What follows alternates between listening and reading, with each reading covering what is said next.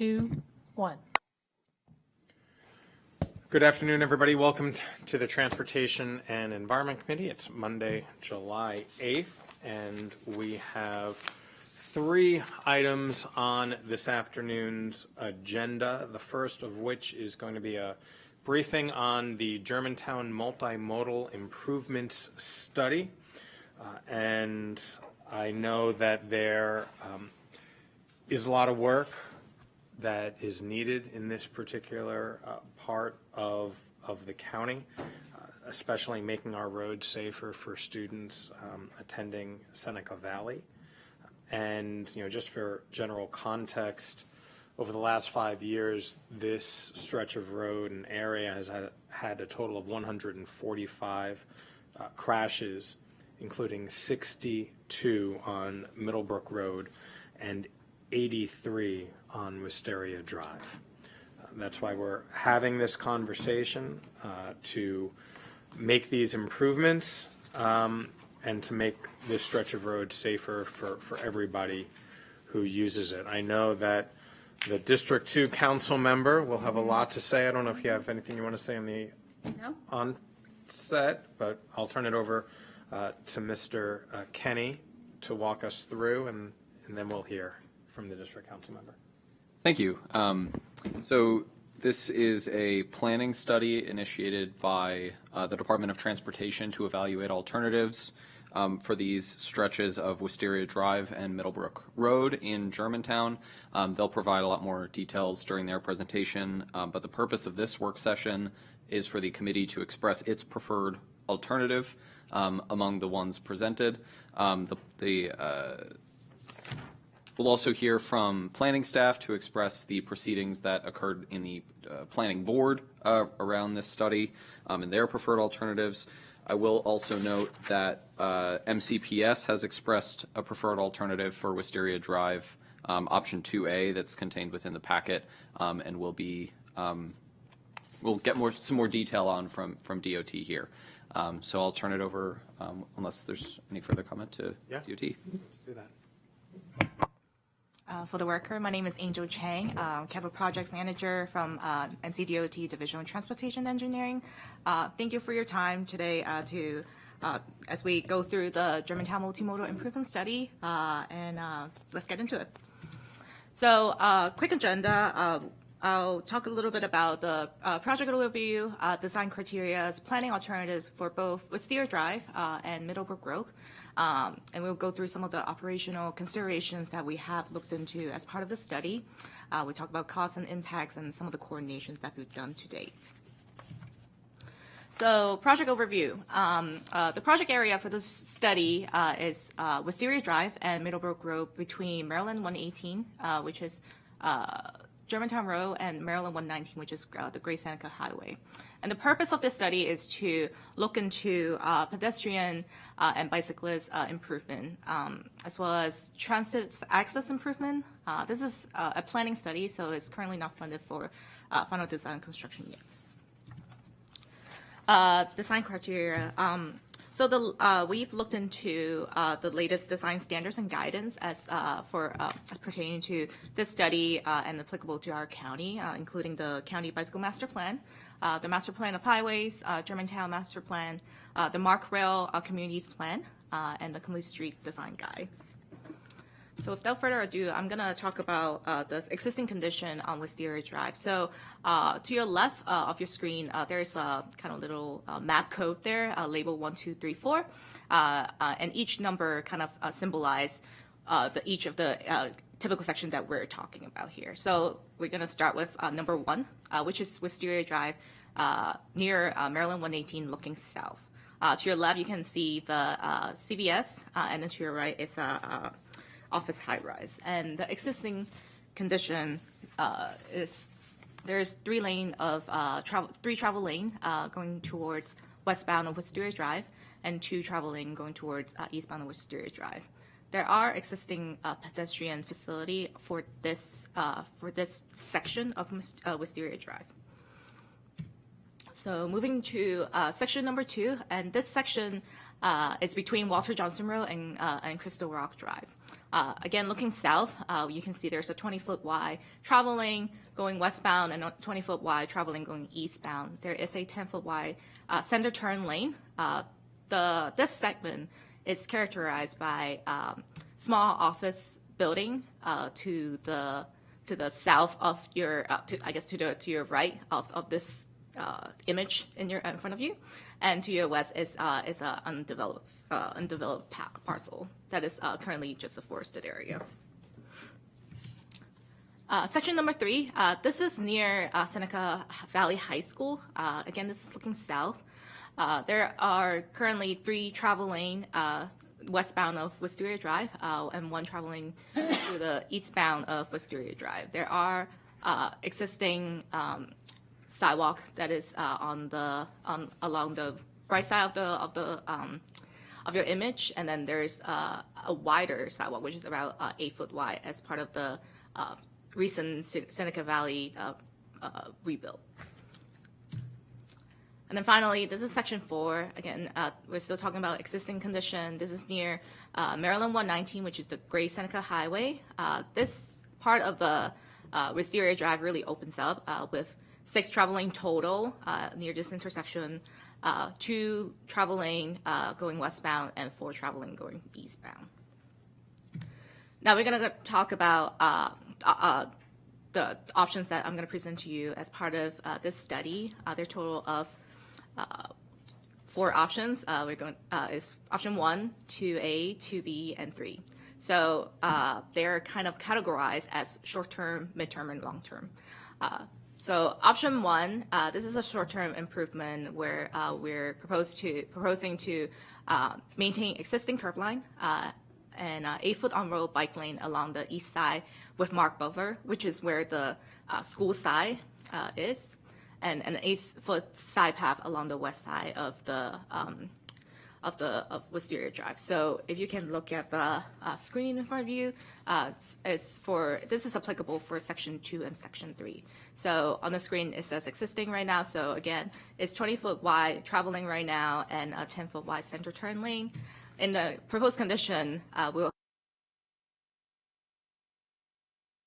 and a painted buffer, and then reducing the travel lane in both direction, keeping the center lane, and then proposing an 8-foot wide side path along the west side, which is currently a substandard sidewalk that is only 4 foot wide.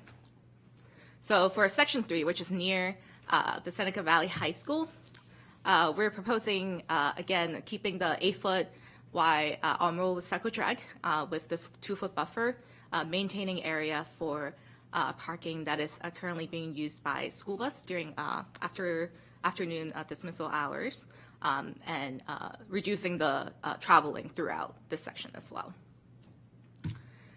Option 2A, this is a midterm alternative.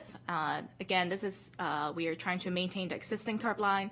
We're proposing 12-foot on-road bike lane along the east side with a raised median, which will provide a physical separation between bicyclists and vehicles. Similarly, we're proposing an 8-foot side path along the west side. So if you look at the section 2, the currently existing is, again, 20-foot wide travel lane in both directions and put center lane. So in a proposed condition, we're proposing a 12-foot wide 2-way cycle track with a 6-foot wide raised median. We'll reduce the number of traveling westbound to only 1, and maintaining the existing center turn lane, and narrowing down the traveling down to 11-foot wide. For section 3, near the Seneca Valley High School, again, it will be a 12-foot wide 2-way cycle track with a 6-foot raised median buffer. The traveling will be narrowed down to 11 and 10-foot wide, depending on which part we're talking about. And for both of these options, we're proposing the 8-foot shared path along the south side of Wisteria Drive. Now for option 2B is again is another midterm alternative that we've looked into. This alternative would maintain the existing roadway configuration, but instead we're proposing a 14-foot wide off-road side path along the east side, which is where the high school, fronting the high school side, and also proposing the 8-foot wide side path along the west side. So again, this is the existing section for segment 2. And this is the proposed where you can see the side path on the along the east side is widened. And for segment 3, where the school is, again, we're proposing for this option to widen it to 14 feet wide. Finally, for option 3, which is a long-term alternative, is to maintain existing configuration by widening Maryland 118 and 119. The existing curb-to-curb width is between 50 to 60 foot wide, approaching Maryland 118. So we are proposing widening to the west side in order to keep the existing lane configuration and carry the proposed two-way cycle track through to the intersection. So for section 1 here, which is near Maryland 118 at Germantown Road, this is the existing configuration where it has 3-lane to the westbound and 2-lane to the eastbound on Wisteria Drive. This is the proposed typical section where we're maintaining the two-way cycle track with the buffer. And then for section 4, which is near the Great Seneca Highway, currently with 6 travel lane, widening towards the east side, where from 60 to 72 with 60 feet to 72 feet to the east side on approaching Maryland 119 in order to carry the cycle track to the intersection. Similarly, for the rest of the section, for option 3, 2 and 3 is no widening to these area. It's similar to option 1 that we've discussed, where we are utilizing the existing curb-to-curb width. So for section 2, proposing 8-foot wide cycle track with 2-foot wide buffer and parking. And then for section 3 near the school, similarly, it's the same thing. So I'm going to move on to talk about Middlebrook real quick. So the Middlebrook existing condition looking south, both northbound and eastbound is in your screen. As you can see, on the northbound side, there are currently 3 travel lanes, and on the southbound side, there are currently 2 travel lanes with our two-way cycle track that is on the school side. So the options that we're proposing here, we're looking as part of the study, looking south, is to maintain the existing curb line and utilizing one of the travel lane with a 12-foot wide on-road bike two-way cycle track along east side, and with either a marked buffer, which is the first option, or the raised median, which is the second option. So the improvement would be within the existing roadway for northbound Middlebrook. Okay, so I'm gonna move towards operational considerations. So we want to determine the best signal timings for bicyclists and pedestrian movement at each intersection, where we want to look at crossing distance, which is the time needed to cross the road or get to the refuge in the middle of the intersection, and look into if it is possible to implement the leading pedestrian interval within the timing, which will give non-motorized traffic a head start and better visibility, especially for people who are looking to cross the road. We also want to look into minimizing traffic queues and delays while not speeding up traffic. We want to provide clear traffic control devices, signing and pavement markings for all the travel modes. So with that, we have looked into various data. The first thing that we've looked at is the county bicycle stress map. These are existing conditions. So we have a high and moderate stress on westbound Middlebrook Road and eastbound Wisteria Drive existing, where eastbound Wisteria Drive is moderate because it's a existing sidewalk, but it's a substandard sidewalk. And for the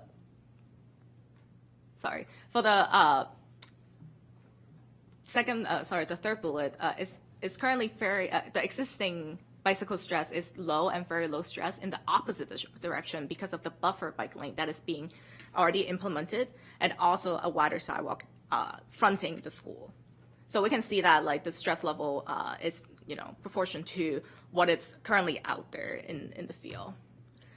We have also looked into the 5-year crash history as part of the study. Again, as Councilmember Glass mentioned earlier, there have been 145 total crashes that occur within the study area, and 48% of them occur between noon and 6 p.m., and 62 on Middlebrook Row, where 2 is pedestrian and 1 is bicycle crash, with 83 on Wisteria Drive, and where 2 is pedestrian and 2 is bicycle crash. So we really want to slow down traffic. There's clearly a need for that, and improve biped safety and access for this on both of these roads. Okay, so I'm going to go into a little bit of traffic analysis. So operation analysis, we looked into it using Synchro and SimTraffic software. Basically, we input the traffic transportation network and volumes and determine the intersection delay and the level of services. And by doing that, we obtain the travel times for the corridor and intersection queues. So I'm going to run through that really quickly, but it's summarized in a table format in the next few slides. But we have gone out and collect traffic data in 2022 during the AM rush hour, school dismissal hours, and PM peak hours. And then on the bottom of this slide, it gives you a general idea of like level of service and the corresponding delay and what the traffic is looking like for a person who's sitting at different type of level of service. So we're gonna look into AM peak traffic hour intersection level of service here for this chart. On the left is a legend for the map of the intersection that we're looking at, dated number by 1, 2, 3, 4, 5, 6. 1, 2, 3 is on Middlebrook Road from north to west to east, and 4, 5, 6 is on Wisteria Drive from west to east. So we've looked into analyzing the traffic and with each of the intersection option, and all the signalized intersection operate at LOE, the level of service D or better in each of the scenario based on the study. And now we're looking through the high school dismissal peak traffic hour at these at this intersection. Again, similarly, all the signalized intersection operate at level of service D or better at each of the scenario with different alternative options. For PM peak traffic hour intersection level of service, all signalized intersection operates at LSD or better in each scenario, except for the one at the last one, which is at Wisteria Drive and Maryland 119 for alternative 2A. So to summarize that, all those charts, so Middlebrook Row, intersection traffic queues have minor increases, and westbound travel time at Maryland 118 and Maryland 119 increase by 7 seconds or less. For Wisteria Drive, travel time for Maryland 118 and from 118 to 119 increase 15 seconds or less. Exception is alternative 2A, which is what I mentioned before, and is closer to a 30-second increase. But forecasted intersection queues increase, but are maintained within the existing lane storage, so we do not have to increasing the lane, the turning lane length based on this analysis. So cost and impact. This is a summary chart that I put together for no bill, just for ease of comparison. For no bill, no dedicated. No, this is for Wisteria Drive only, excuse me. For no bill, no dedicated bike facility on Wisteria Drive. Existing 8-foot sidewalk for westbound, and existing 4-foot sidewalk on eastbound. For option A, we're proposing 8-foot two-way cycle track with a 2-foot painted buffer, an 8-foot sidewalk on westbound, which is existing, we're keeping that. Upgrading the eastbound sidewalk to an 8-foot shared use path, and transition to existing off-road facility before the intersection approach. For option 2A, we're looking at a 12-foot two-way cycle track with a 6-foot raised concrete buffer along the westbound Wisteria Drive, keeping the 8-foot sidewalk along westbound, which is existing, upgrading the eastbound sidewalk to an 8-foot shared use path. And again, we will transition to existing off-road facility before the intersection approach. For option 2B, we're proposing upgrading the existing 8-foot sidewalk on the westbound to a 14-foot shared use path, and then upgrading the eastbound sidewalk to a 8-foot shared use path. And then similarly, proposing to transition to existing off-road facility before intersection approach. And finally, for option 3, it has the same bike facility as option 1, but we're extending the proposed cycle track up to the intersection. And then below that, I listed out the property impacts, the street tree impacts, whether widening of the roadway is needed, and the construction costs estimated at concept level. As you can see, option 1 and 2A have similar property impacts, and mainly is where we're proposing the upgrading the 4-foot sidewalk to an 8-foot shared use path. And then for option 2B has more impact, where we're basically upgrading both side of the existing sidewalk to a wider shared use path. And then option 3 has a medium property impacts, where the impacts is coming from the road widening. Again, in terms of the widening, no widening for option 1, 2A, or 2B, where 1 and 2A is only curb-to-curb only improvement. 2B is a beyond existing curb only improvement, while option 3 is a widening would be needed at the intersection. Excuse me. And then construction cost-wise, it is estimated at $2.3 million for option 1, $3 million at option 2A, $3 million at option 2B, $4.8 million option 3. I would like to note that the cost does not include any utility relocations or right-of-way impacts yet, and we will look into that more as we move this one of the alternatives to a more detailed design. Okay, it's almost there. Cost and impact summary for Middlebrook Row. Again, the bike. I included a no bill for sake of comparison. For bicycle facility, there's no dedicated bike facility on westbound Middlebrook Row currently. Option 1 is a 12-foot two-way cycle track with a 2-foot minimum painted buffer, where option 2A is a raised concrete buffer, also at 12 feet wide. No widening would be needed, no property impact or street tree impacts, as we will be proposing to utilize an existing travel lane. Construction cost is $800,000 for option A for the painted buffer, and $1.8 million for the concrete buffer. Public engagement. So we held a hybrid public meeting for this project back in November of, there's a typo for that on that slide. It's not 2024 because we're not there yet, but it's November 2023. We had in-person presentation while being broadcasted at the same time through Zoom. Materials were available to residents before and after the meeting.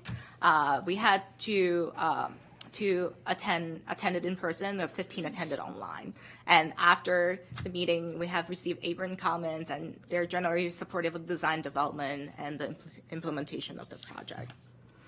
And finally, coordination. As we mentioned earlier, this study has been briefed to the planning board back in February 28th, and the recommendation for Wisteria is alternative 1 as an interim bikeway, 2A with modification at driveway crossings, and similarly for Middlebrook Row. And we had also coordinated with MCPS staff in April, and as you can see in your packet, that they are in support with alternative 2A for Wisteria Drive. So that concludes my presentation. So we're happy to answer any questions. Okay, thank you very much for that presentation. I don't know if anybody else has any other comments. Eli Glazier, acting countywide transportation planning supervisor with Montgomery Planning. I reviewed this project. I think the planning board transmitted comments, which Ms. Chang alluded to. We just wanted to commend MCDOT on bringing this project forward and continuing to build out the Germantown bicycle network, pedestrian network. I think we are supportive of, the board is supportive of sort of the phased approach that Ms. Chang identified, working within the curbs first through alternative 1 on both roads. And then the board expressed a preference for alternative 2A, which is the separated bike lane facility sort of within the existing curb to curb with some additional modifications, which we get into in the, I think we transmitted the staff report to the committee. Essentially, what's proposed today in 2A in the DOT work it doesn't extend the bike facility to the Germantown Road intersection, and instead it transitions the bike facility onto the sidewalk through a commercial driveway, which we think is problematic from a safety perspective. So we've had conversations with MCDOT, and I think we're confident that as design advances, that design will get sort of fleshed out to mitigate that conflict. But that was our main comment. I think in general, the board was not supportive of alternative 3 at all. The idea being that alternative 2A done at a high level would constitute a permanent condition that would be great for pedestrians, bicyclists, and improve safety in the corridor. So thank you. Thank you, Mr. Glazer, and thank you, Ms. Chang, for that presentation. I'm going to turn it over to the district council member to kick us off and hear her thoughts. Thank you. Thanks for doing this, both from DOT and planning staff. It's great to see this. I've got a couple areas, so I'll start with the actual alternatives. I think that 2A, specifically, I agree with the planning board from the perspective of 2A is really the best option for Wisteria, but also agree with the driveway crossings. That piece of the road is the most active. It's active both on 118 and Great Seneca, but that in particular, right by the CVS, is very active. And the bus stop there is very active. So there's a lot of pedestrians and a lot of coming and going from that side of the road. We've got CVS, and then we've got the Jiffy Lube car wash, so that it's just a very active corner. And also on the other side, there's currently a commercial building, but that's going to be redeveloped supposedly into a grocery store, although it hasn't moved recently, and that is going to just be chaotic, that intersection. So I agree with that. It's just a matter of the phasing and the funding for when that can happen. I do think it's the mid-road refuge is really important for both of those intersections, because right now it's just 6 lanes across on both intersections. So I think that I don't know at what point. I mean, that's an operational point. It's not in this bike lane per se. But when we're trying to really activate bike and pedestrian, and I think those refuges on both ends of the road are important. So I think that's important. I think from the perspective of Middlebrook, I agree that the phased approach, the painted lane would be great. Well, first off, I'm thrilled to see the west side being addressed, because when we worked on this bike path, it was really, the impetus was the road diet, because Middlebrook Road went from 4 lanes to 6 lanes to 2 lanes, and it just didn't make sense to have that road be so large right in front of the high school. And so the bike lanes were put in as part of the road diet. We were expecting that it would happen on both sides of the road, and that didn't. So I'm thrilled to see that the bike lane's going to go in on the west side. So appreciate that. I think this is all great and wonderful. And if we can go to slide 17.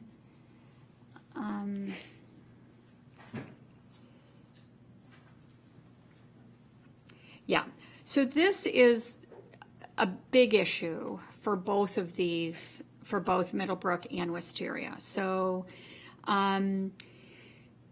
if you look north of, or I guess I'm getting my norths and souths, further on from Germantown Road, there's really no connectivity for either one of these bike paths with the rest of the community, right? So the bike paths are great, and I think they're in an improvement, but it's really just an island for these two very small pieces of these very large roads. And so I think that it's important to look at what is the future for both of these in terms of coming to this area and going away from this area, because I drive both of these roads very often, and it's just not, Middlebrook Road is just not conducive. And I'm surprised that there's a low on the west side of Middlebrook Road, northbound, because I guess that's just on the sidewalk. There's no bike path, and the sidewalk is pretty small. And so just what are your thoughts about creating just this piece without the connectors? Either DOT or planning.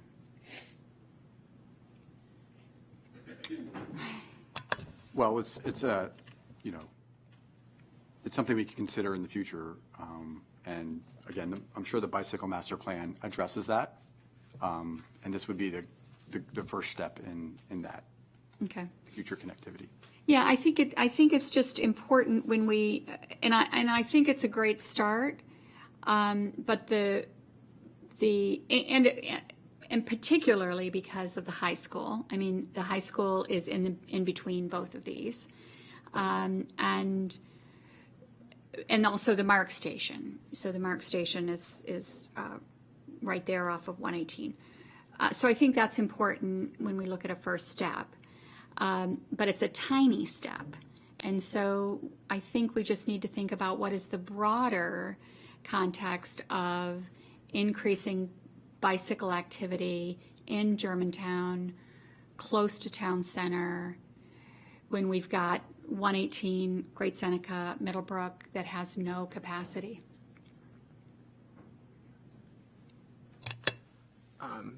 Agree wholeheartedly. I think in our staff report, we noted that these two projects really do provide improved connections. There's a lot of connectivity to the south and the southeast of this, like to Gunners Lake and to other trail connections on Great Seneca. But yes, sort of the next frontier is like the town center itself and continuing in that northwesterly direction. So there is a complete master plan network of bikeways in Germantown, and this is the first step. So. And Angel just reminded me that we did put in for a grant for safe routes. No, it's safe streets for all in this area, and it was this project was included in that, and at least a dozen other.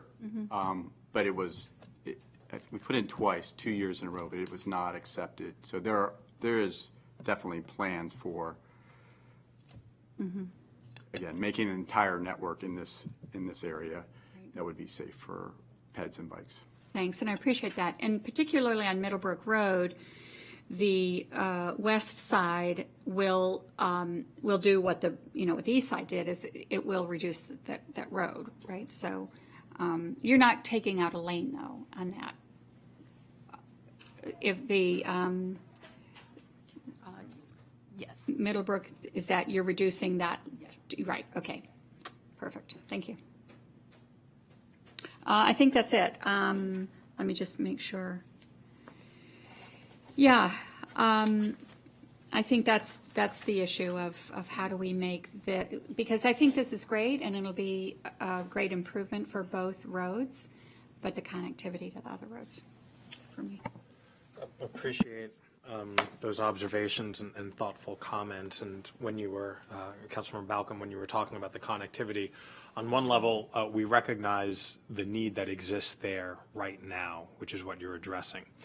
But there is a question about, particularly with the bike lanes, how are people and most likely students getting to those bike lanes in the first place? If I could make an argument also that we should have some consideration or thought of extending the bike lanes or some level of connectivity to the rec center, right? Which is another mile or two further away, figuring what are kids going to be doing when they leave school? Where are they going? And how do we plan for those trips? Again, questions that are not necessarily answered in this, but needs to be thought of in a larger sphere. The only other question I had, or observation actually, was on one of the slides talking about the operational considerations, where by and large the redesign of these streets does not result in much, if any, delay in travel times. There were a few that went from C to D, and you're talking about 3 seconds or somewhere around that. And so no great lag time, because typically when we talk about these types of road redesign projects, people complain about being stuck at the light and being stuck in traffic. But your modeling has shown that really will be insignificant for the most part. And I agree with the recommendations that have been put forward about which proposals to advance. And last question for me about the funding. So Safe Streets for All grant has been applied for. Are there any conversations with Annapolis or the state delegation? I think I had read somewhere about any of our, I think it's D15 in that area, about whether any funding from them. And no is okay as well. That's okay. That's okay. No, okay. That's okay.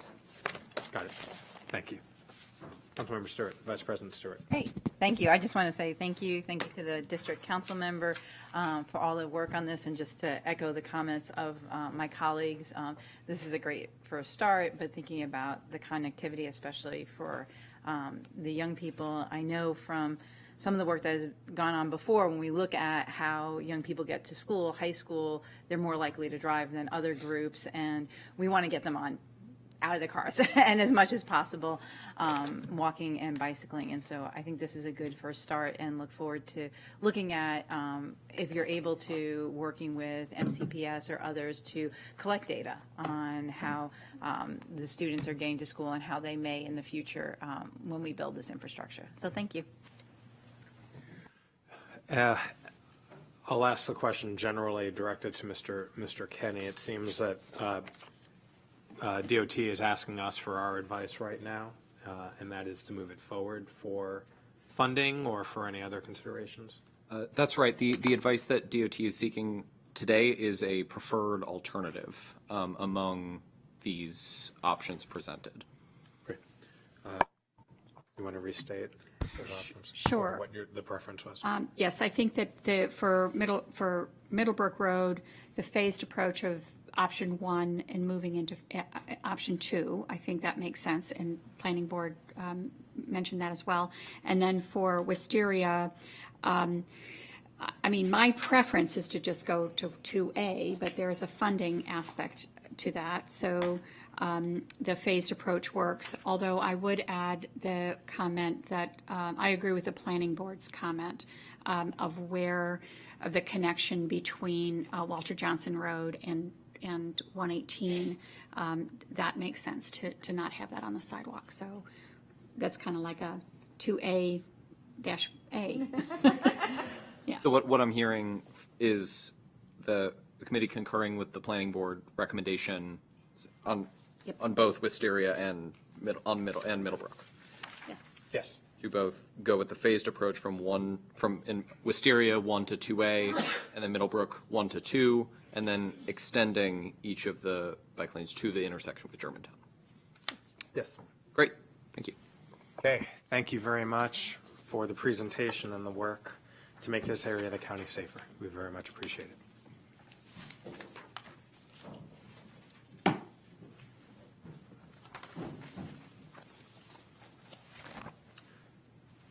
Next item,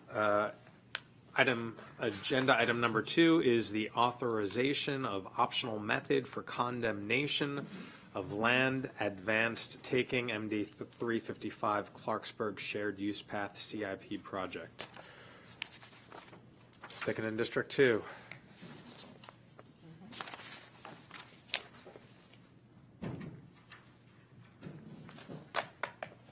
Good afternoon. You have to swap out? I'm just going to turn it off. There's no visual. Okay, yeah, sure.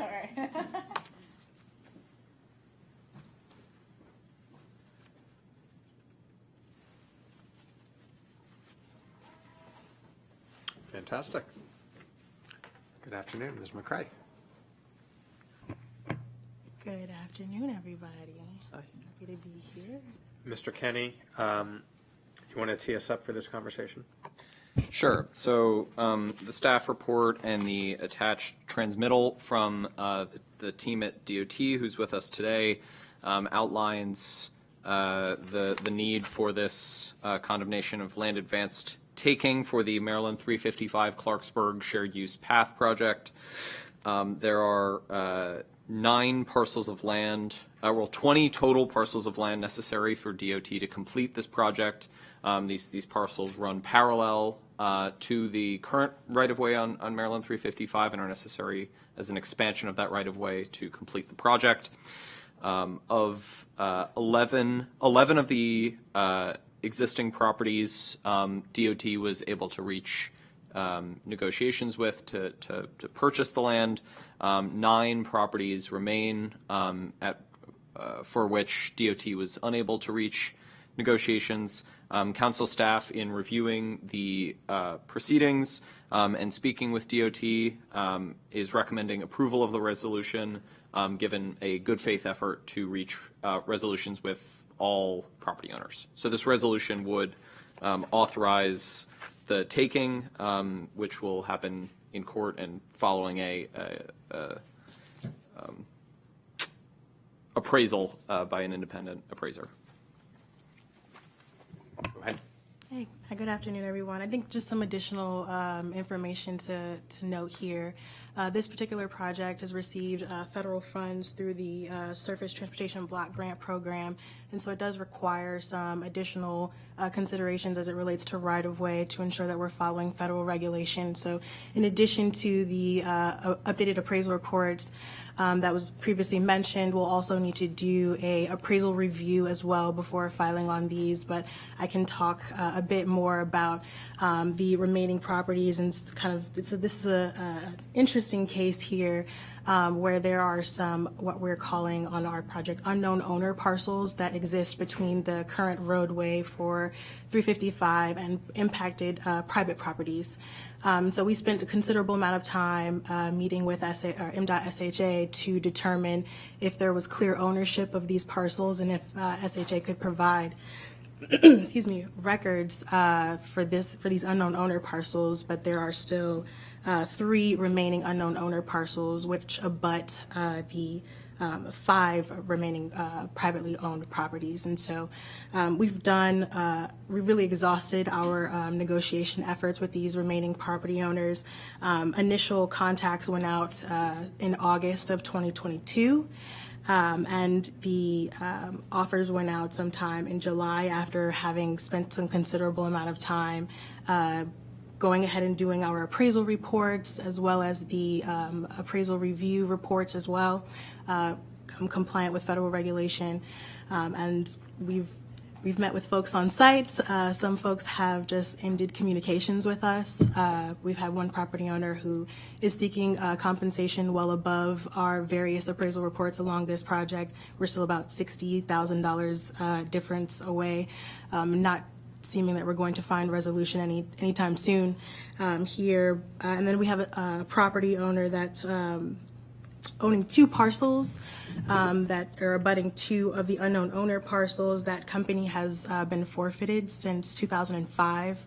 And we have reached a settlement with them. Unfortunately, we can't execute a contract with them until they become in good standing. We've been in conversation with them for several months, but they have yet to reach that good standing. So. Thank you for providing that background. I'm looking through the packet. It looks like the square footage, the range of these properties is anywhere from 297 square feet to nearly 6,600 square feet. Is that the range? Yes, sir, that's it. Thank you. Turn it over to District Council Member. Thank you. This is a very important path. It's a very active part of Clarksburg, and our new library will be going right along there. So it's a timely and very important. I did have a question about the temporary easements and the variation of the amount of easement, the temporary easements that are necessary. Can you just talk a little bit about that? Certainly. So along the project, there are some erosion and stream restoration considerations being done, and where you see temporary construction easements in the tens of thousands, it's to support that work. We don't need that in perpetual easement, so once the restoration work has been completed, that will return back to the property owners. Mm-hmm. And there's currently construction going on in that area? Yes, ma'am. So several projects taking place, Clarksburg at Snowden Farm, Parkway, and some other intersection improvement projects that are taking place there. And we've kind of coordinated with many of the property owners that were impacted there. Those have been completed or they've been finalized. Okay, thank you. We've been in contact with one of the property owners about the existing construction and the disruption of the existing construction, and we've put him in touch with our business center to see if there's anything that we can do to help that. My concern is that the disruption will continue once this shared use path starts going in. And so what is the time frame for how long this will take, this process? I don't have that with me right now, but we can get back to you. That would be great. Yeah, thanks.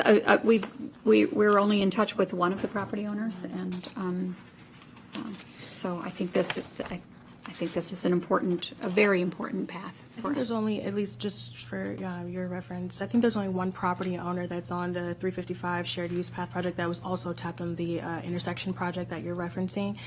The property owner may be within that. I mean, they're in very close proximities to each other, but there is only one. And that person we have been able to amicably resolve the property acquisition for. So I'm happy to support any. I think I may know who you're talking about, and he probably has my cell phone number. So. Yeah. Okay, great. Thank you. You're welcome.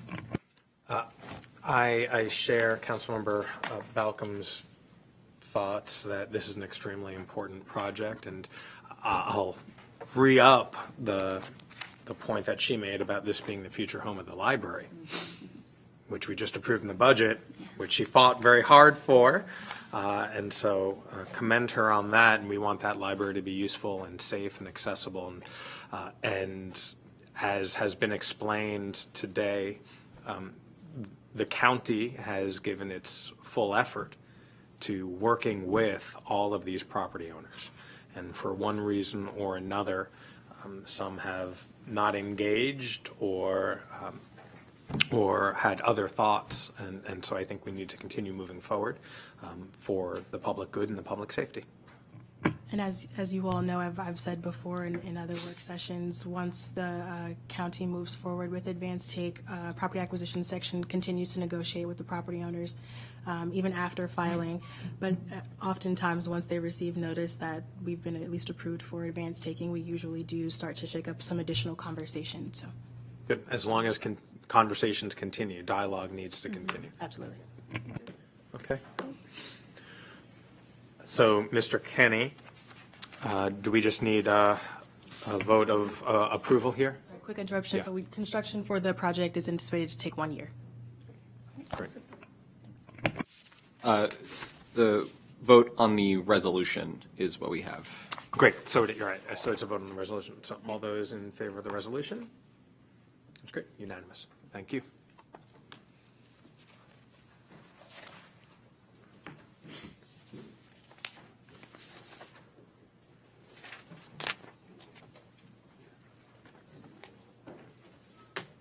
Thank you, Mr. Kenny.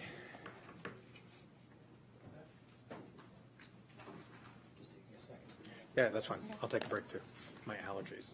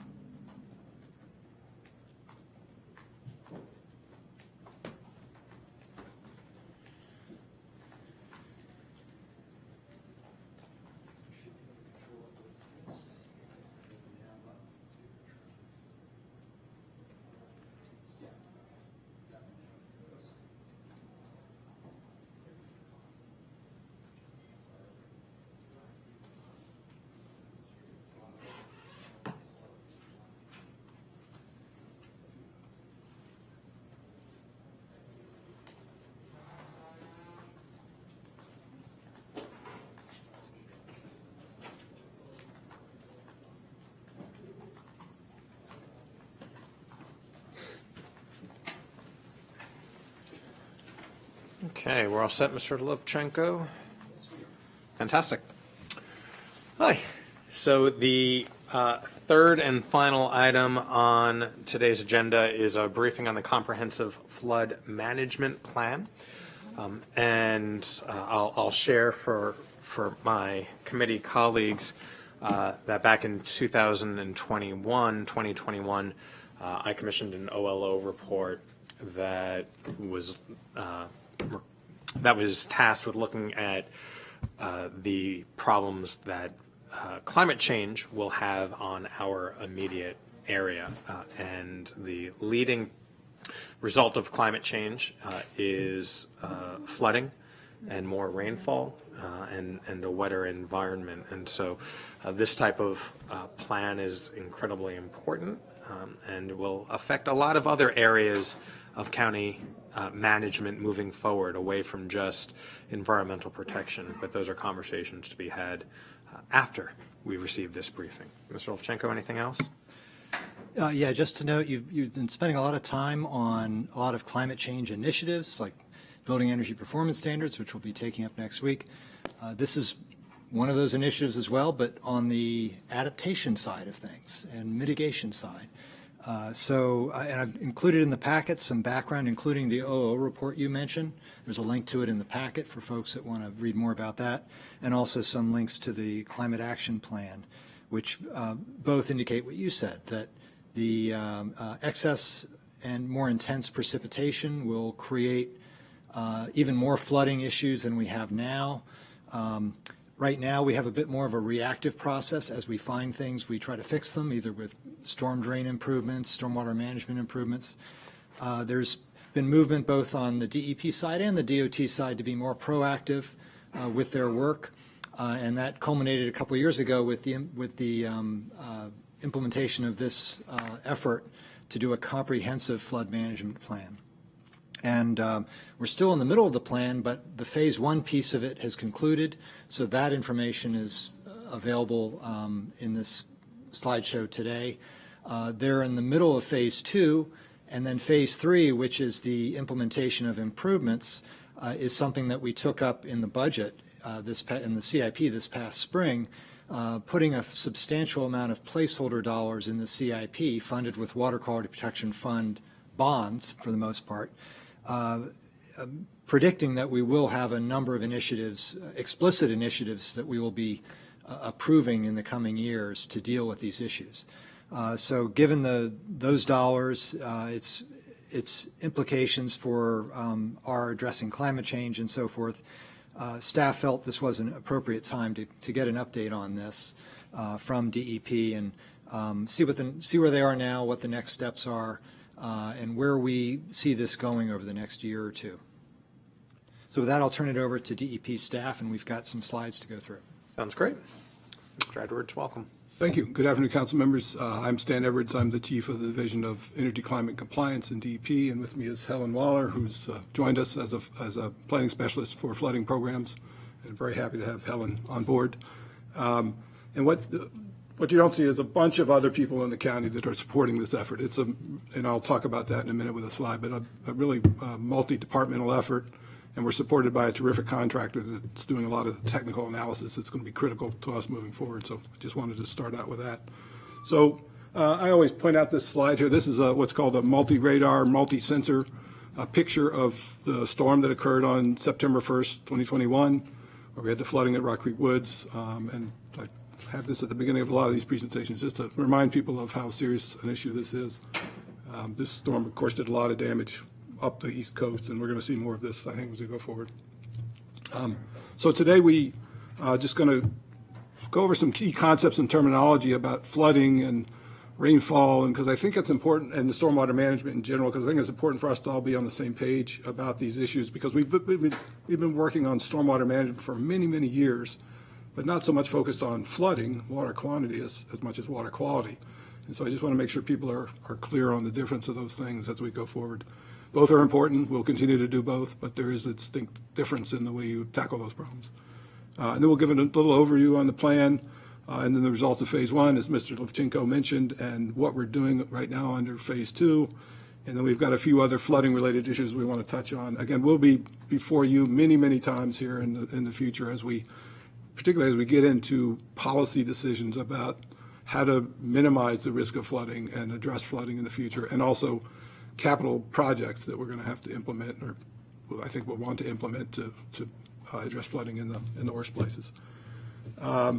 So just reasons for flooding, and I think we've talked about this with the committee before, 3 major reasons, and these are not unique to Montgomery County. This is happening all over the country, all over the world. Increase in development, more impervious area, less opportunity for the water to drain as it did under natural conditions. We've got aging infrastructure. This picture is an aerial view of 270 when we had the culvert collapse, and they were repairing that.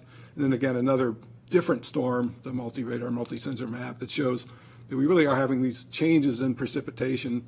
We have very increased localized storms now that drop a lot of rain in a short amount of time, and that's really creating more flooding problems.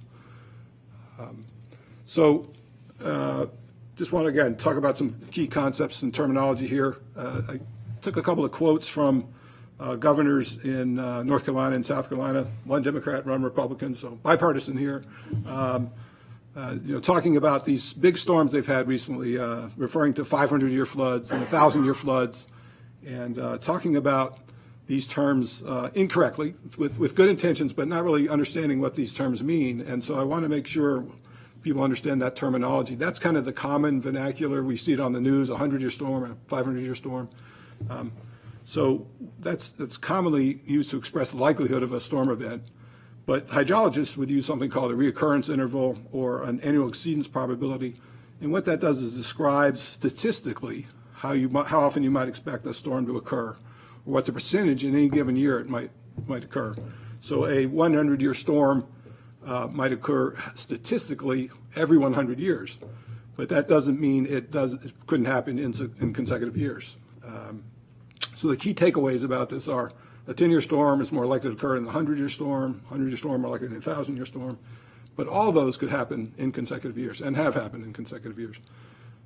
And that's a very important thing for people to understand. In order to really understand flooding in the I'm working with two screens here, so thank you, Ellen. In order to understand flooding, you really need to understand three things about rainfall: the intensity, the duration, and the frequency. So how hard is it raining? How long is it raining? And how often do you expect that kind of rainfall to occur? And those are commonly referred to as IDF data, so intensity, duration, frequency. And that's based on historical measurements of rainfall. So you're looking at past rain gauges and saying, based on past history, what will happen in the future? The problem with climate change is what has happened in the past is really accelerating. And the IDF data that we have, the latest is from NOAA. It's compiled, it's called Atlas 14, is the IDF statistics that everybody uses. And that's based on rainfall data from the year 2000. So it's 24 years old. The newest data is 24 years old. One of the things we've done as part of this, and I'll talk about that in a few minutes, is we've updated those rainfall totals using the process that NOAA uses. They're actually going through that now. But in order to do the study, we wanted to do that so we can get the most up-to-date rainfall data. And then we've also projected it into the future using climate models. And so that's a very important part of understanding what's going to happen in 2050 and 2100, which are the time horizons we're looking at. So just to give you a little bit of background, some data on, data on IDF data. And again, this is localized data. So there's IDF curves for Rockville, might be slightly different for Bethesda, might be slightly different for Clarksburg. So this is the IDF data for Rockville. And just to give you an example of how you read this chart, if you go to the bottom row where it says 24 hours, we're talking about how much rain falls in a 24-hour period. And so with a reoccurrence interval of 1 year, that's the first column there, that means you'd expect that to happen on average every year. You'd expect to get a 24-hour rainstorm that drops 2.59 inches of rain. And going over to the right, every 500 years, you would expect to get a storm that drops 11.8 inches of rain in 24 hours. And so this data is used to do various things: size, stormwater infrastructure, predict flooding based on modeling that we're doing. And so this is important data. This is another way to look at it. These are often referred to as IDF curves. And again, the takeaway from this is the top line is the 500-year storm. So as you expect, a rare storm, you're going to get more rainfall. In a more common storm, you're going to get less rainfall. But these charts this fundamental data is really what's useful in modeling and lots of other things related to flooding control. So what kind of flooding do we have in Montgomery County? We have two kinds. We're not on any tidal waters, thankfully. Lots of Maryland is. And so Maryland has a lot of, I think, percentage of total land that's affected by coastal flooding is as big as any state in the country. Maybe the biggest, I'm not sure. But we don't have any tidal waters. We're on the Potomac, but the tidal Potomac doesn't come up to Montgomery County. We do have what's called fluvial or riverine flooding. That's the common flooding people are familiar with. Heavy rain, stream overtops its banks, goes into a floodplain.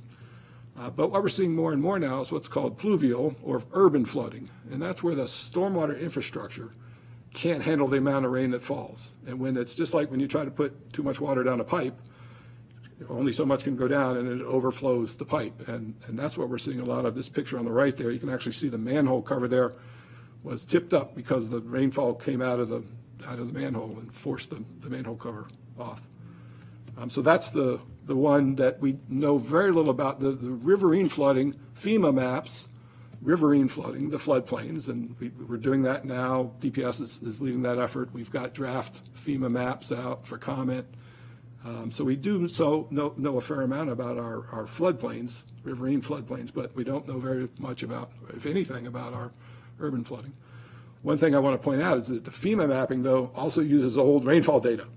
So when we map, as part of this process, the floodplains that we show, or the flood areas in around rivers and streams, is going to be larger than the FEMA maps because we're using updated rainfall totals. So now, but there is an important distinction there. FEMA is regulatory. So if you're in a FEMA floodplain and you have a federally backed mortgage, you've got to get flood insurance. Our floodplains won't affect that. If our floodplain shows, if our maps show you're in a floodplain that we mapped out, the county maps out, that doesn't require you to get flood insurance if you're in that mapped area. And we're going to talk a little bit about communication because that's an important aspect of all this work, but we'll get to that in a bit. So just a few graphics here to kind of walk through this. Pardon my, I guess these used to be, maybe I was a wannabe architect or something, so I did a little design here. We got a road here, got a one house, we have a stream, a forested area, a field with some trees in it. This is pre-development, I'm calling it. And during a heavy rainstorm there, the stream would overflow its banks, go into a floodplain. And in some places, the floodplain was wider than others. But there was really nothing harmed here because it was designed to flow into their nature, had this floodplain area. And then as we got in a really extreme rain event, the floodplain got wider. Again, there's nothing in harm's way. But you can see off to the right there that the topography channeled all that water into sort of a water course that ran down and joined up with that stream. But again, there's nothing there that would be harmed. That little stream might have run over the road there because there wasn't a culvert under there because it wasn't a normal condition, only during a heavy rainstorm. But again, once the storm ended, everything went back to normal. And then some development came, as this happened all over the county and all over the country. Someone came in and decided, this looks a good spot for a neighborhood, build a little neighborhood, some houses along the stream. And again, in a heavy rainstorm, you would see, then further development came. So a multifamily complex, a shopping center. And again, this is just one little snapshot. This is happening all over the area here, right? So we're not just talking about the rainfall that falls on this part of the map. It's happening lots of places. And as also associated with this, there was drainage infrastructure put in. Once the development got so significant that you needed to channel rainfall away from roadways, parking lots, multifamily buildings, you put in drainage infrastructure, and the red pipes on this map, which is a little hard to see, channeled all that water into the stream, as it would have done anyway. The water would have flowed before development into the stream, but you don't see that part of the infrastructure. It's all buried underground. All you see is the inlets. And then as we get a heavy rain event under these conditions, again, your stream overflows, and now you're starting to get some structures that are close to harm way. Depending upon the amount of rainfall, it might not be affected, but people are starting to get nervous about this rainfall event. And as you get a more extreme rain event, as you add extra development, you take away the forest, you add another shopping center, school, or whatever it might be off there, you again take away some of the natural conditions that help rainfall be absorbed, create more impervious area. And now as you get into a heavy rain event, what happens is the stream suddenly now is handling a lot more water, which it can't handle. It's overflowing its banks. And in some cases, the roadway that's put in that has a culvert under it becomes kind of a dam that blocks the water. And so even above the road there, it goes into a house there. And this is a situation that exists in the county in lots of different places. And then in a very extreme rain event, you get the situation where the stormwater infrastructure can't handle the amount of rainfall that's falling, comes out of the storm drain, and what does it do? It goes back to that old natural channel that was there and affects these houses that are built there. And again, this is a situation we've seen over and over again in the county. We'll see more as we get more rainfall coming. So just kind of a visual, kind of walking through the difference between riverine and urban flooding, as we're calling it. So I hope that was helpful. It was. Despite my uncoordinated control of the slides. So just talking a little bit about the difference between stormwater management and drainage. So stormwater management, again, focus on water quality and what's called stream channel protection. And these are requirements from the state for all development that is built in Maryland. The developers follow the state requirements. DPS enforces their stormwater plans in accordance with state requirements. And it's installed during the development and redevelopment process. And again, it emphasizes localized storage and infiltration of small volumes of water from frequently occurring storm events, generally a one-year storm. So we talked about that storm you might expect to get every year. And we're doing some studies. Our colleague, Amy Stevens from Watershed Restoration, who manages a lot of programs for us, couldn't be here today. But they have led some studies with consultants to look at Clarksburg, and a lot of green infrastructure was installed in Clarksburg. And we wanted to understand how effective those practices are in controlling flooding. And what we're finding is that green infrastructure, also known as environmental site design, will not reduce peak flows to prevent flooding during really large storms. They're great in the smaller storms, and they provide lots of environmental benefits, but in big storms, they get overwhelmed, as much of our stormwater management infrastructure does. So then we get this stormwater drainage, and the purpose of drainage is really to convey water away from places you don't want it, principally roadways. And all stormwater infrastructure in the county is designed to a certain standard, and generally in the county that's what's called a 10-year storm. Storm we expect to occur once every 10 years statistically. And when this, as we've talked about, when the capacity of that storm drain gets exceeded, urban flooding will occur. And so, again, stormwater drainage infrastructure is not going to control flooding during big storm events. And then finally, you get flood mitigation infrastructure. We don't have a lot of this in the county. This is what we'll be building in the future to try to address those very severe areas. And generally, that's designed for larger storms, the 100-year storm. And depending upon what our models show, we may want to put more infrastructure in certain places than others. We may have larger capacity in some places than others. So that's really what our technical studies are going to help us understand. So any questions about any of that? Okay, let's get into the plan. So the goals of the plan, we want to understand flooding risk and vulnerabilities through these engineering-based studies. We don't want to make decisions that are not based on sound science and engineering about how to solve flooding, because you don't want to solve a problem in one place and create a problem in another place. And then we have to understand our policies and programs and other governance attributes that help us address flooding and flood risk and vulnerability and recover from flooding. And then racial equity and social justice are a key component of this, because some communities have the capacity to adapt better to flooding and recover more from flooding than others, and we want to make sure we're cognizant of that as we go forward. So here's the cycle we're in. Phase 1 has been completed, and I'm going to give a little summary of the results of that. Phase 2 is what we're in now. These are the detailed engineering assessments, and it's the start of the process to develop these programs and policies, recommendations, some of which will require changes to county law. And so we'll be, again, to the council quite a bit, I'm sure, in the future to talk about those things. And then this phase we're in now, phase 2, should last through FY26, maybe slightly beyond FY26, to finish up the final studies. And then in phase 3 is when we start implementing flood management projects and continue to develop and implement these programmatic and policy issues, some of which are going to be quite controversial, because anytime you talk about changing the development review process or design standards, there's going to be differing viewpoints on that, and so that will require lots of discussion.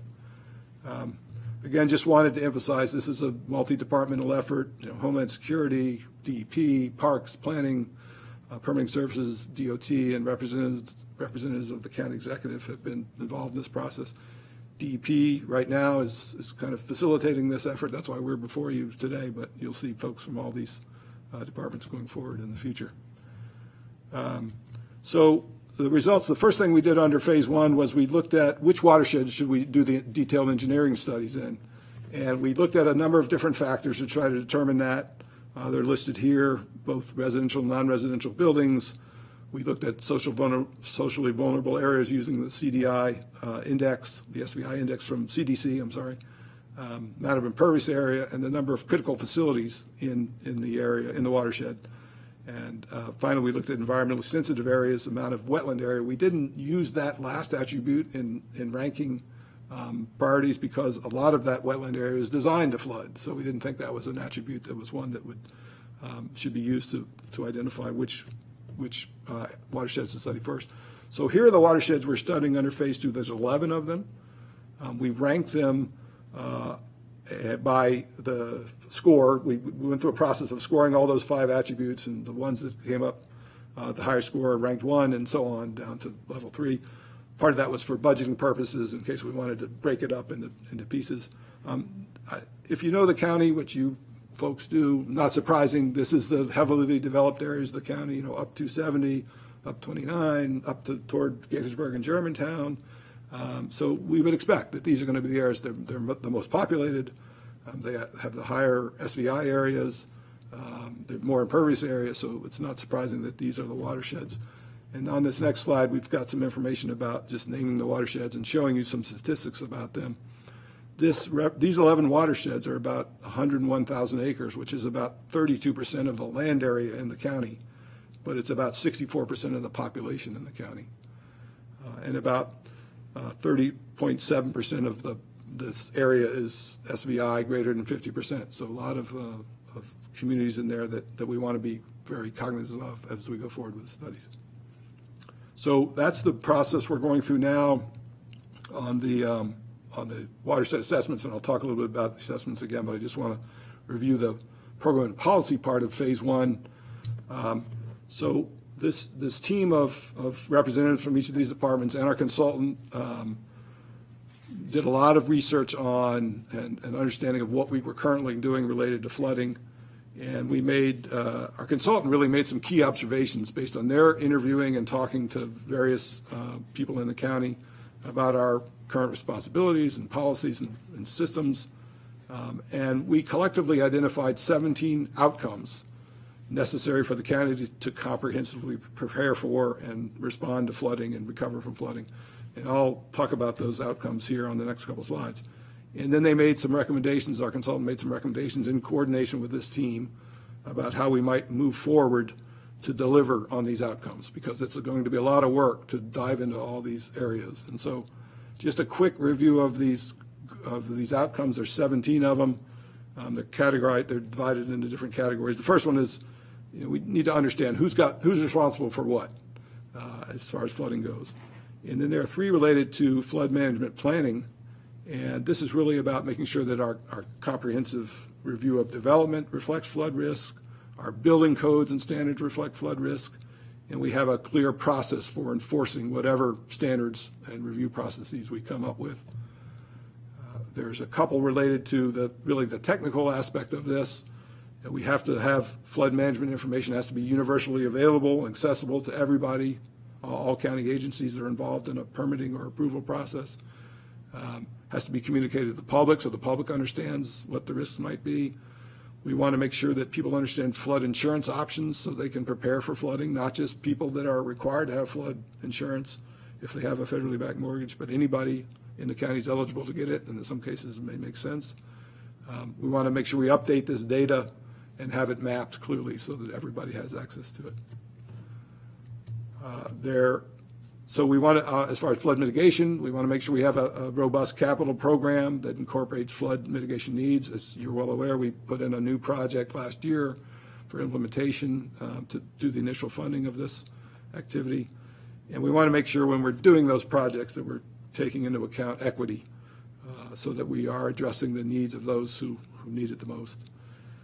And then we want to make sure with our existing assets that we are maintaining them at a level of service that addresses flooding, that we're going out and being proactive about making sure our storm drains are clear. For example, DOT has a really good program now to make sure prior to a storm they've got hot spots, they know, they go out and check them. And so we want to make sure we maintain that as we go forward, particularly as we build more infrastructure designed to address flooding. And then the last are about emergency management. We want to make sure we have a plan to address when we do have flooding incidents. We want to have early warning systems for high-risk areas.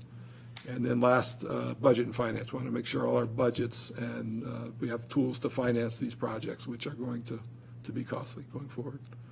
So if we can achieve all those 17 outcomes, we'll be well prepared for flooding, but that's a heavy lift there. So, and finally, the programmatic delivery structure that was recommended under phase one was we have a steering committee that's director level participants. They really guide the effort and oversees recommendations to county leadership, including the county council. We have a program delivery team, which is essentially continuing the work of the staff level folks that did phase one, but now digging into the details about policy issues. And then finally, we have a program management function that helps facilitate this. And that's what DEP, the role we're playing right now in conjunction with our consultant who's providing great support to that. So that's phase one. Any questions on any of that? Do you have more? I do have a few more slides, Yeah, but yeah. You want to just keep going and then we'll. whatever you prefer. Yeah. Keep going. Keep Yep. going. We can come back to any of this. So watershed studies, the purpose of our watershed studies are really to develop mapping so that we see, though, remember the graphics we were showing, this area floods. We want to have maps in those 11 watersheds that literally shows that. What are the areas that would flood under certain rainfall conditions so that we understand where we need to implement flooding solutions. We want to understand what's at risk there, what's vulnerable, what's at risk. Again, if a river overflows into a floodplain, there's really nothing at risk. If it overflows into an apartment complex, there's a lot at risk, or into a piece of critical infrastructure like a school or a fire station, there's a lot of risk. We want to identify alternatives to try to minimize the risk in those problem areas. And then we want to make sure that county staff has accessible information about all this so that we can do the proper planning and review. And so just a little more details, really 4 phases of this. In developing the models, the first thing we wanted to do was update the current rainfall projections. I mentioned that earlier, and I'll show a slide about that in a second. We also did some work on trying to figure out how the county may grow more impervious area in the future. And there's obviously a lot of work on that. For Hive 2050 describe some things. There's master plans there, and so we're not trying to. We don't have a crystal ball on how things will develop, but we don't want to assume that there will be no development. We know the county will continue to develop and redevelop, and so we want to take that into account for the models to be as accurate as possible. And so, just with respect to rainfall totals, this is a bar chart that shows the chart on the left is the current baseline for a 24-hour storm in Rockville, and the second one is the updated 24-hour rainfall totals. You can see that for everything except a 500-year storm, the rainfall totals go up. And again, this is based on rainfall data between 2020 and 2023. We updated what NOAA did. And so we weren't getting over a 24-hour period, we weren't getting 500-year storms that were higher. So that projection actually was lower, but everywhere else was higher. But then as you go out to 2050, using climate models and updated rainfall data, you can see how the totals increase. So a current 10-year storm, for example, now in Rockville is 4.8 inches. In 2100, we expect it to be 7.3 inches. So not double, but about 66% greater. So, and that's for all these types of storms. We expect to see that increase. So that was one of the first things we did for the modeling. Second thing was, again, looking at land use scenarios. We looked at 2 different things. One, we looked at the current development in zoning across all of a watershed. So right now Sligo Creek is our pilot watershed where we're doing the first modeling.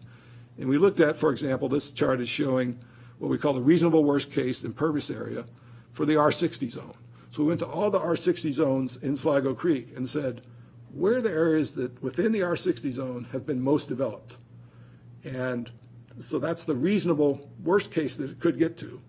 And even though not all R60 is developed to that extent, it could get to that because it has been developed that way in some places. So that's kind of the ceiling of what we call our reasonable worst case. And then in addition to that, we looked at focused growth areas around transit corridors. We know we have an emphasis on building around transit corridors. And so we looked at what's happening in our more developed transit corridors and applied that kind of development to patterns to other areas of transit. And so again, there's a lot of details on this in our phase the technical report for Phase 2 that explains this in more detail, and we can go into it if at a future session if you want to know more about this. But just know that we've tried to project increases in impervious that are reasonable based on what we've seen on the ground today. And then the second part of the modeling is, again, to do this detailed, what are called hydrologic and hydraulic models. This is where our consultant is invaluable. They've done this in a number of different jurisdictions, and these models are very sophisticated now. If you've got a good understanding of the topography, the built environment, the storm drain infrastructure, the models can be very sophisticated and show you where you're going to have these risks. Then we want to have once we get the models developed, we want to have tools so that we all can look at what are the results of those tools. We want an internal tool. We want an external tool. I think we'll have some conversations with you about that, because I will tell you that when DPS had a public hearing on the FEMA maps, which they're required to do under the actually I guess it was FEMA having a public hearing that DPS facilitated about their maps.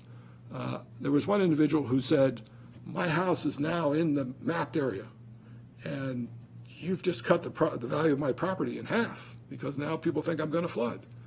Well, these maps are going to show where people might flood, not that they will flood, but they might flood. And so, we need to be careful and cautious about how we explain that to people so people understand what we're showing. It's important for them to know that they might flood, but it's also, we don't want to be alarmist and go beyond what is reasonable in talking about that. So I think we'll have some conversations about how that plays out. And this is happening in jurisdictions all over the place. We've talked to our consultant about what are they doing in other areas you've studied. And there's not one path. People are doing different things. And so. And based on the map, just to interject, based on the map that you showed, I'd venture to say that these are some of the most expensive communities in the county as well. Yes. Highly desirable, and that's where homes are built. Right, that's where homes are built, right. So, again, more to come on that. Then again, once we have this models that show where the water will be, we'll assess what's there. What's the risk and the vulnerability and the value of that property that's being flooded. So that will be part of the Phase 3 of this effort. And then finally, the fourth part of this is to do a preliminary identification of flood solutions and come up with what's called a benefit cost analysis, which is something that's required if you're trying to get FEMA flooding. So that's going to be a very important aspect of this work, because we do hope to get funding from FEMA for a lot of these projects. So that's the modeling part, and just a little bit about flood mitigation alternatives. They really fall into three categories. One is conveyance, moving water from one place to another. Storage is the second, storing large quantities of water during a rainfall event and releasing it slowly after the event's over. And finally, property acquisition. In some places, Arlington County has a program about this. I'll show you a slide in a minute about that, where they are literally buying properties because there is no reasonable solution. It's kind of that channel in that graphic I showed you, where the old swale is there and a home is built there, and there's nowhere to put a pipe or nowhere to reroute that water, so they're buying the houses and returning them to a natural state, or having the access to be able to put in storm drain infrastructure so other properties aren't affected. Just a thing, a lot of people think about conveyance first. Let's make the pipes bigger. Just important to understand that conveyance systems, it's a network system, so what you do in one place affects one place else. So you have to really understand how that network system works and consider downstream impacts. And the other thing about conveyance is, in a highly developed area, you've got a lot of infrastructure. We heard a little bit about that earlier with the road expansion. What infrastructure's in there already? What underground do you have? You might have lots of utilities, water and sewer, electric, et cetera. So the cost of that can sometimes be high or make it impossible to increase conveyance. So just thought this was interesting. In Arlington County, this is at an elementary school. They built a 4 million gallon detention vault under a playing field at a school. It cost about $18 million to do this, and the pictures show it's really kind of a catacomb of storage, where when it rains really heavily, this 4 million gallon tank fills up, and when the rainfall stops, they slowly release this water. And this is likely to be a solution, I think, in many areas that are heavily developed. We've got lots of schools or other infrastructure where you might be able to put something underground that would store water. So this is probably a solution we're doing. This is a little bit about the property acquisition program in Arlington County. Again, you can see that picture on the left shows how hard the water flowed through that backyard of these properties. And this is just an example of the house they're taking out. And right now, I think they've bought or in the process of buying about 5 properties. And it's a voluntary program, but they've advertised it for this certain corridor where they have problems. And people are starting to take them up on that. So we want to just a couple other issues. We are doing some other studies, trying different techniques of studying. The Army Corps of Engineers has a program where they do a cost share with the jurisdiction, and so they're studying 2 smaller areas. The first one is an area called Lux Manor, Neilwood Creek.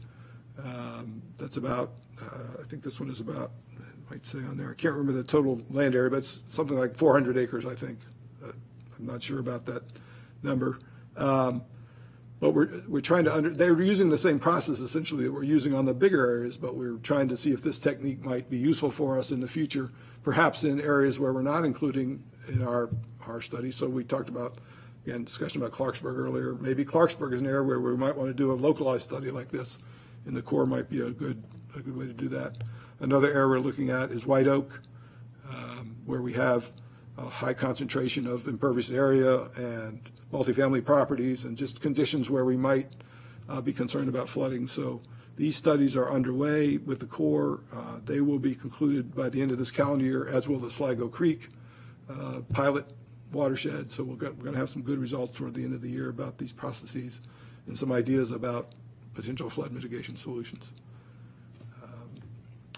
And then Helen's going to talk a little bit about lot-to-lot flooding.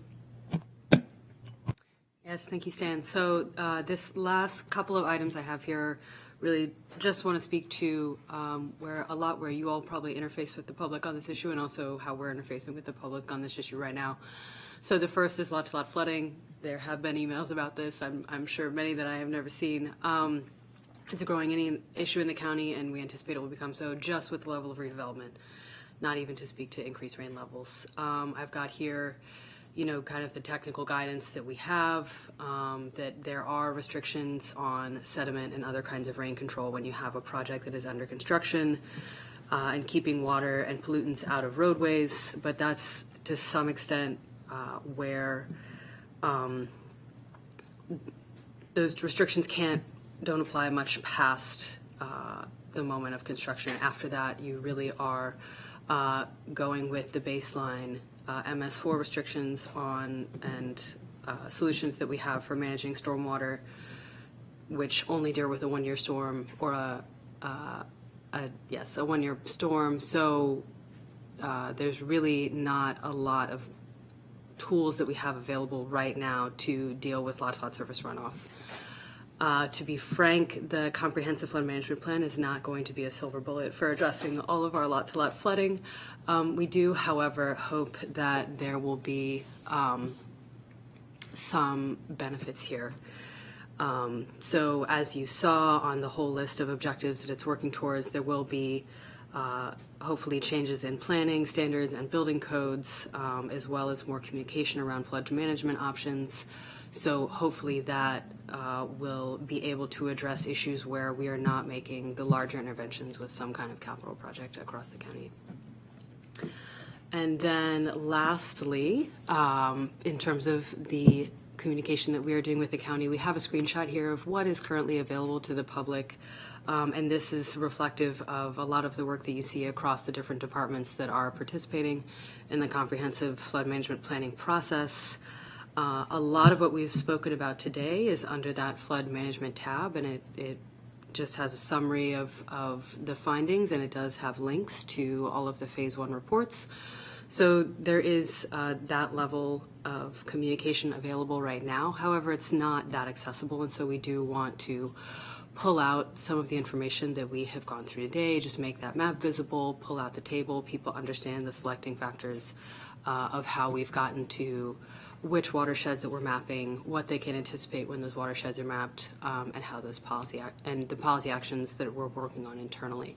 That's really important on the comprehensive flood management plan. The other functions on this site we also think are really important. So there will be also something regarding real-time information, which we have some viability to do now. There's also work in the Homeland Security Office within DEP where hopefully we can get even more up-to-date information over the next couple of years as we have better tools for that. And then also a residence portal where, again, insurance is really important, taking steps to prepare, and then we hope in the future, once we kind of know what informations are really valuable, they don't all have to be capital projects. Some of them can be on the ground on a home level. So demonstrating what those are and whatever funding is available for those. That's the presentation. Thank you, Mr. Edwards and Ms. Waller, for that. Mr. Edwards, I commend you on your design, right? I'm going to start calling you the Bob Ross of DEP. But I think you were able to help visualize what the problem is, right? And how it is something that has built up over generations, especially here in Montgomery County as an urban or dense suburban community, however one defines it. And so I appreciate that. The question I have really is about the impervious surfaces, right? Which is to some degree a root cause, the root cause, and I know that in areas throughout the county where where homes continue to be torn down and redeveloped into larger homes on the same plot size, there's even less impervious surface. I'm curious from your perspective how much that is contributing, or if that is just another one of the issues, with all the other development that this is just occurring. It's a contributing factor. There's no question about that. How big a percentage of the total issue that is, it's hard to say. Yeah. It varies in different areas, I'm sure. I think we'll see when we do the mapping, we'll see what areas are prone to flooding, and there may be some conclusions we can draw from that. The areas that are zoned this way or in this area that have been high rebuilt, that's an area of flooding. But there's a lot of other factors that contribute to that, land topography and things like that. So it's going to be hard to tease out that one issue, I think. But it doesn't mean we shouldn't try to address it and figure out. But the information, the work that's being done will collect all that data, and you'll try to parse it out. Okay, very good. I think as we do go forward with more redevelopment, which will happen, we may want to think about the redevelopment itself. What design standards do we need for that redevelopment, both to protect other properties, but also to protect that property. And then when we're doing larger scale redevelopment, how we review that and how we're taking into account flooding and the impacts on that. So. Well, I'll share kind of what my viewpoint is to what I'm hoping to get back, right, as this process moves forward. One, I think we have to start with a baseline of this county is continuing to grow. The DC region is continuing to grow. We are in a housing shortage, as much of the United States is, and so we need to build more housing. And when you build more housing, we need more schools, we need more commercial spaces, right? Such is the cycle. And what I'm hoping is we are able to get some information on how to best design that growth, mitigate some of the flooding that is occurring, and if it requires us to rethink our design standards or infrastructure needs as we go through the capital budget over the next number of cycles, I think that would be the best utility of this, because we know it's raining, we know we're flooding, it's how do we deal with it. Right. Yeah, in some cases we have, not in all cases, but in some cases we have kind of a one-size-fits-all approach to design review or design standards. And once we do the mapping, we may identify that there are certain areas that are much more prone to flooding than others.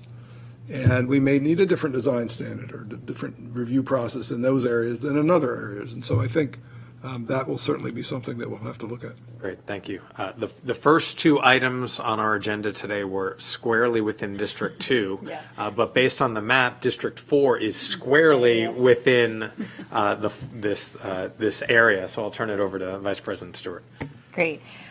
Thank you. I appreciate this in the conversation Chair Glass just brought up, because I think it's an important one as we're updating the flood data. And I'm glad to see that you all are going beyond what FEMA has, because I do know when FEMA puts out those maps, there's a lot of anxiety that people have. I think, could we go back to slide 45? I was curious on this one, Mr. Edwards, when we were talking about the modeling. 45, yeah. Yes. Yeah. Because I was interested, because this is the one where you talked about the area around Sligo and how, for the modeling, how large are the circles, are the areas you're looking at? Do you know off the top of your head? Not off the top of my head, but yes, we did define areas half a mile within a metro station, I think, a mile within, well, there's certain design assumed within half a mile of a metro station, certain impervious area within a mile of the metro station. And I can get you that information, but it's spelled out pretty clearly in the technical memo that we prepared about this, yeah. Oh, great. And I was curious, too, if you could explain more, so I can understand when you said that you were looking at mostly the R60 lots. Did I hear that correctly, or? No, this is this chart just as an example of R60. Okay, this is just the chart. Got it. We looked at all the zoning, and for each zoning category that was in Sligo, for example, and we'll do this for all the other 10 watersheds. Got it. In R60, what are the R60 areas that have been the most developed? Right. What are the R90 areas that have been most developed? That's what, yeah. Got it. I just wanted to make sure, because I think it goes to what Chair Glass was asking about before, to be able to look at the different types of zoning and everything. Thank you for that clarification. And I do want to say that understanding the communication is going to be incredibly important for this. And I know on some of the timelines that you have shown in terms of when you'll have the data to show the mapping, and then when solutions are going to be available for folks. And I would just say that I think we need to make sure that as we do communicate with people, that we are talking about solutions and actions people can take, because I think that once we're providing this information, I mean, people are experiencing it already, right, in their own lives. And what the data will do is probably confirm for a lot of people what they're experiencing. And I do know, having done some research on this, that actually of natural disasters, flooding is one that takes a huge mental toll on people. I'm getting some nods in the back there. Natural disasters are bad, like fires, other things are bad. But for whatever reason, flooding is one that really takes a huge toll on people, particularly their mental health and well-being. And so I just, I want to say that as we're moving forward, look forward to continuing the conversation, but making sure that people know we're not just collecting data and mapping it, but that we are moving towards, and even right now, we have mitigation plans in place. We're looking at, as you said, it's a little bit more reactive than we want to be in the future, but we are taking actions now. Yes. And so I just think that's important to communicate to people. But thank you for this work. The goal is to make this information informative, Yeah. right, for future decision-making. Yeah, not anxiety. That's right. That's I right. think there's, if I may, there's two aspects of that. One is to let people know the results of the studies, but also the capital projects that might be considered. And the second is, what can I as a homeowner do in my individual situation to try to solve a problem, whether it's lot to lot, or whether I'm being affected by something that a capital project may address, but won't address for a few years until the project's built. So, and in each watershed, we have an outreach plan that we'll implement as we go forward and develop potential solutions. And of course, all those capital projects, there's a budgeting process, so those things won't be implemented overnight. But we want people to know what we're considering and have the opportunity to weigh in on what the impacts might be and which ones they think might be the most appropriate. And so, and to that point, I didn't mention it earlier, but when we went through this CIP, it was made clear by this committee and by many of the council members, our colleagues who talked about it, that we do need to rethink our expenditures within the flood management, the water management, right? And making sure that it's not all just the stream restoration, that there are other things to mitigate. And so it's all part of the same conversation, right? Looking at it from different angles as well. So one other thing I neglected to mention, should have included in the slide deck, is the state has recognized that this is a problem.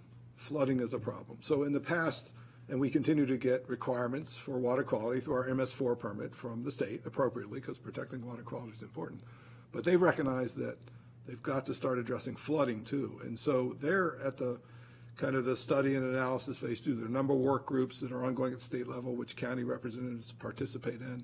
But we expect to see some requirements come forward from the state that mandate that communities do things. Now, we might be, as we often are, kind of ahead of that train because we're doing these kind of studies that I think they're going to mandate for some places. But this will, right now, this is a voluntary exercise, we will, on the county's part. I mean, it's a wise one, but we're not required to do this. But at some point, communities are likely to be required to do it. And so we'll be in good shape from that standpoint. So it's going to be out front. try to be ahead of the curve, as always.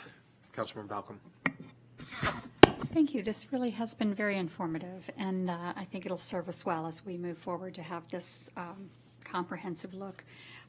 Just a couple things. I totally agree with Councilmember Stewart, Council Vice President Stewart, about the communication and when we communicate, when you communicate to the community, start with what we are currently doing, not what the current problem is, because I think that we, as you said, we are doing a lot, and I think that's important to let the community know that we are ahead of the game, and that we're doing this because we want to be prepared for the future. I think that's important.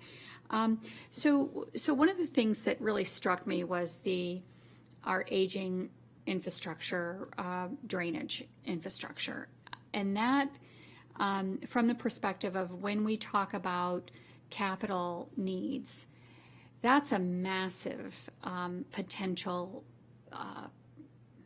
money pit, right, in terms of fixing that. Are you able to look at, so the watersheds, the flood inundation mapping, overlaid with our most critical drainage problems? Do we know that? Do we know where those areas are? So the mapping will show us, I think will confirm for us where we know we already have some problems. So we know in Kensington, for example, we have flooding problems in Kensington. The mapping, I think, will confirm that.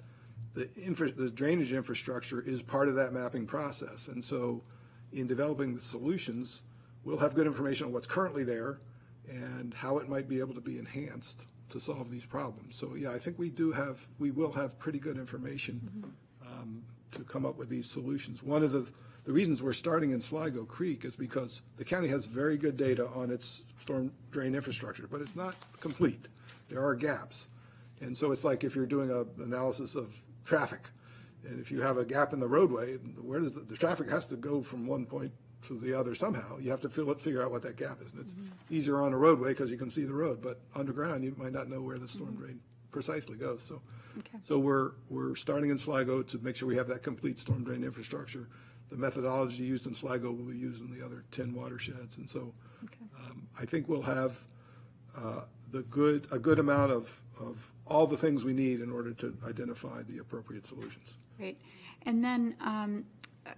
I'm glad you brought up the concern that communities might have that, the floodplain mapping might affect their housing values, but also their flood insurance premiums. And so I think that we need to be very cautious about